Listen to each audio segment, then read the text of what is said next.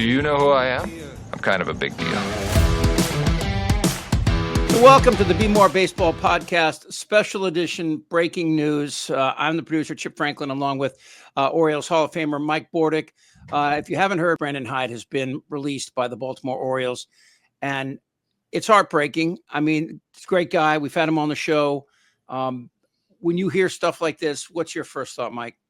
Yeah, it's tough because, first of all, Brandon Hyde, when he came in late in the games, we didn't think he was going to do all right, and he didn't. And when Brandon Hyde was up, when the bases were loaded and we didn't get a big hit and we didn't get another big hit. Yeah, so Brandon Hyde is definitely at fault here. No, it's not Brandon Hyde's fault. It's, but all managers at times get used as scapegoats. And, Tim Cousins, who came with Brandon Hyde, part of the coaching staff, it was his bench coach and organized all spring trainings, just an incredible organizer. He was let go as well. So you just wonder what's happening behind closed doors right now. Obviously, there was some lead into this. I don't believe it just happened. They decided, well, today's the day we're going to do it.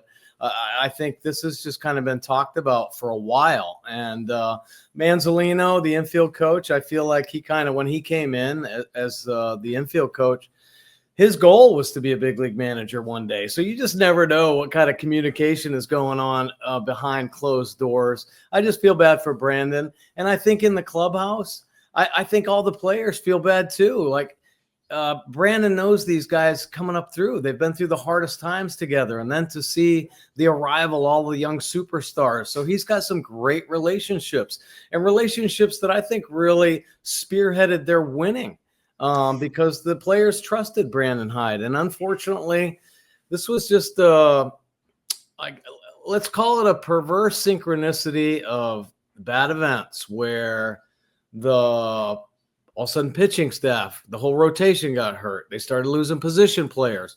Next thing you know, 14 guys are on the IL, and you're wondering, how the heck are they going to ever overcome this? And they really never did.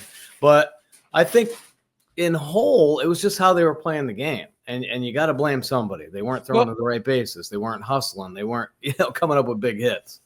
And, I look down at the averages, obviously, and everybody's done this before. You got Adley at 214, Mountcastle 230. Henderson's been battling, and he's up to 260 now. Yeah. If you want irony, Holiday's beginning to actually appear to be the kid we thought he was on the year that everybody else has fallen to the side. Yeah. Two questions. Number one. Okay.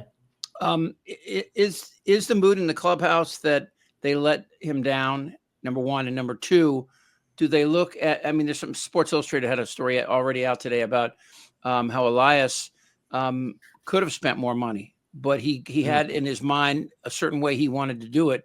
Yeah. And I guess the third part that this question is this season salvageable?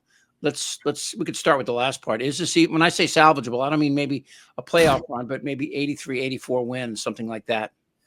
Yeah, boy, they're going to have to play some good baseball just to get to that number. Right, 600 ball. Yeah. Yeah, absolutely. So I don't really see that happening with the unit they have. Now, maybe at the end of the year when they get some rotation back, because they don't have the depth all of a sudden that we all thought they had, and I think coming into this offseason, me especially, I was like, wow, they're just kind of going and creating depth. They're going to win with what they had, and it just wasn't enough. And especially when you start getting injuries, I think they were snake bitten a little bit too. Sometimes the baseball gods just, look down on a team and say, we have to humble you a little bit now just to kind of reset things. Now, that said, if I'm a player in the Orioles clubhouse and I just went through two of the best years, in baseball, where all of a sudden now you're looked at as a juggernaut, I am definitely sitting in my chair in my locker going, why didn't we do more at the trade deadlines? Why didn't we do more in the offseason? There was nothing overwhelming about anything they did.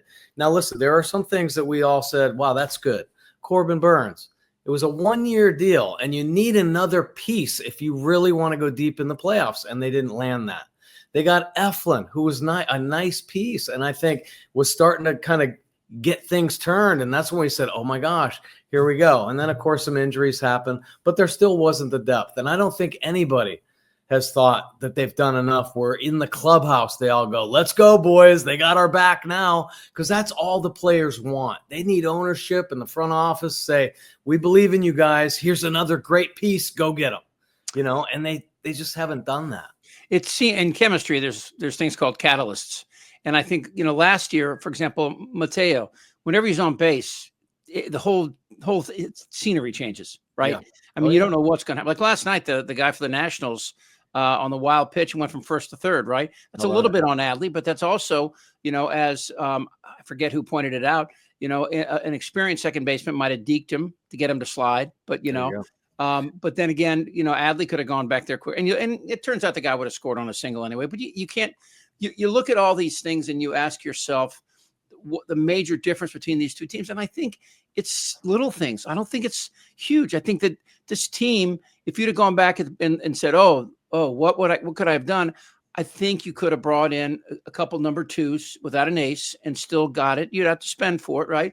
Yeah. But, I mean, you look at the Rodgers fiasco, and how that happened, and I'm slow to judge these guys because I know, having talking to you and other major leaguers, it's a hard game, man. It's super hard, tough game, and it's super hard to judge talent. Yeah. And I think now looking at this whole thing, when everything was deconstructed and then started to reconstruct, it seemed like, okay, they're doing what they had to do. They just completely ripped everything apart. They're able to draft high. So they were able to do that. The last time any team's ever going to be able to do that again. So that kind of philosophy is out the window. Tanking, which I think is disgusting. And the Orioles did that. They did it for 3 years, and they were literally, their algorithm was perfect. They were the worst team in baseball.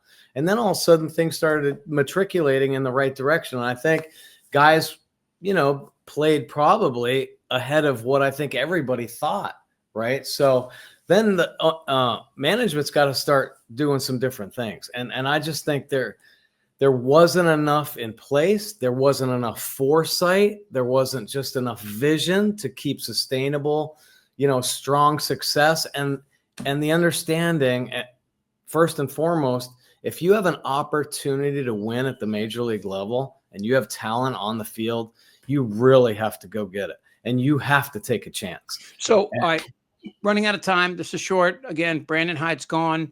You're the new manager, Mike Bordick. What do you say on day one to these kids? Well, my message might be a little bit different than I want to hear it. I want to hear other people's messages. Listen, these guys have to play for the city. They got to play for their teammates, and they have to hold each other accountability. That is the biggest thing in the major leagues. You better be responsible for your own actions and hold yourself accountable. You got to look in the mirror. Yeah. And today they blamed Brandon Hyde for all the misfortune that the Orioles have had. No, this is on the players, man. You got to grow up. You can't have your hand held in the big leagues. You are a professional. Take accountability for yourself, get your work in, establish better routines, and off that, you'll kind of simplify the game. And I think these guys have enough talent in that clubhouse. There might not be the big pieces right now, but man, at least play for your city and be respectful. One of the greatest messages that I ever got there were a couple big ones, very impactful. Coaches teaching me the importance of the out in Major League Baseball. The ability to take care of the baseball, get outs when it's presented to you. None of these, that looked good, but he was safe. No, get the out when it's given to you. That kind of stuff, I think, is really important. And the next thing is play like you're playing that somebody in the stands has never seen you play before. Run hard every time. Show them that you're a great professional, even when you stink, because you will be better and your team will be better for it.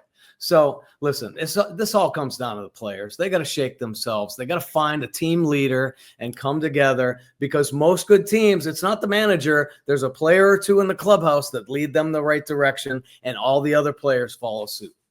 Well, and I am an optimist, and I've always been. Put 4 or 5 game win streak, and people's minds start to change. Sure. You start to say, you know what? If I put that ball in play, something good's going to happen, right? You got that right. I mean, there were a lot of strikeouts in the game the other night, and it drives me insane because. Well, let's bring back Kangaroo Court. You know what I mean? Okay, if we stink this bad, I forgot We're about going to that. hold ourselves accountable like this, or at least the Yeah. king of the court will. And if you can't make contact with a runner at second base or third base and at least hit it to the middle of the infield, then you're going to pay $1,000 to the charity of your choice. And at the end of I'm not kidding you. I love it. I love it. I love it. That's old school stuff, but it holds players a little bit. At least they think about it more. You know, Are we going to go mean? outside the organization to get somebody?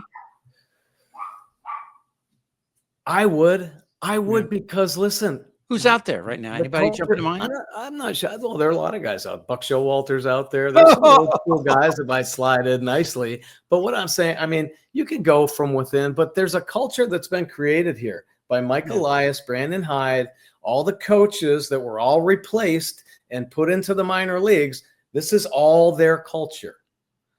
They got rid of Brandon Hyde and Tim Cousins. Who's going to change the culture that's now there? Because man, oh man, it's turned quick. So you got to figure some stuff out. I would like to see the owner go into the clubhouse today and address the players and say, you know, this is a tough time, and you know we will judge you in other ways other than just your batting average, your fielding average, but just who you are in this clubhouse when times are tough. Because anybody can have fun when times are great. Yeah, You know, finding a way through it. This is a test for these young guys. And if I was Henderson or Adley or those guys, I would make sure everybody knew we're not giving up. And you know, if you think we're giving up, we're going to stick it right where the sun don't shine. Right. I mean, I want to see that kind of attitude. Yeah, they need some humility. There's no doubt about that. Well, I think they're getting the humility. Well, they are with the losses, but I'll tell you this. I mean, should the best team in baseball be pimping home runs? Should the best team in baseball be jogging down the first base line on a hard ground ball to the second baseman? No, you have to play like the best team in baseball. Let me give you one quick example. When Buck Showalter came to the Orioles, it wasn't Buck Showalter that changed everything.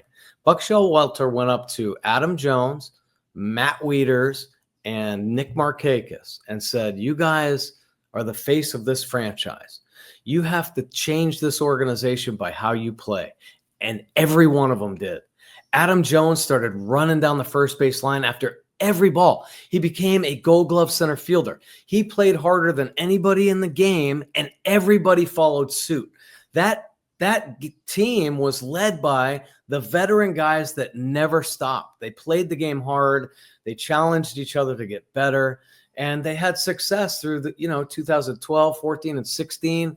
I mean, just an incredible group. So this team can do that. It's the big guys have to be big guys. And listen, you don't have to get a hit every time, but play like you mean it. Play like you want to win. Play like you're a professional, and just go at it hard every night. And I would also say this to the fans is that, you can make a difference too in these people's lives if you're out there and supportive.